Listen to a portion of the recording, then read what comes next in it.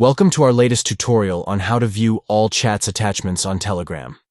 In this updated guide, we will walk you through the steps to easily access attachments in your chats. Let's get started. First, open the Telegram app on your Android device.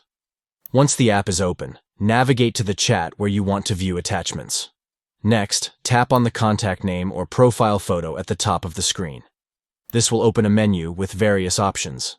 In this menu, you will see a list of attachment types such as media, files, links, and voice notes. Simply select the type of attachment you want to view, and all the corresponding attachments in that category will be displayed for you to access. Whether you're looking for photos, videos, documents, or links shared in the chat, this feature allows you to easily find and view all the attachments in one convenient location. And there you have it. With just a few simple steps, you can access and view all attachments in your Telegram chats. Thank you for watching, and we hope this tutorial has been helpful. Stay tuned for more tips and tricks on using Telegram. Until next time.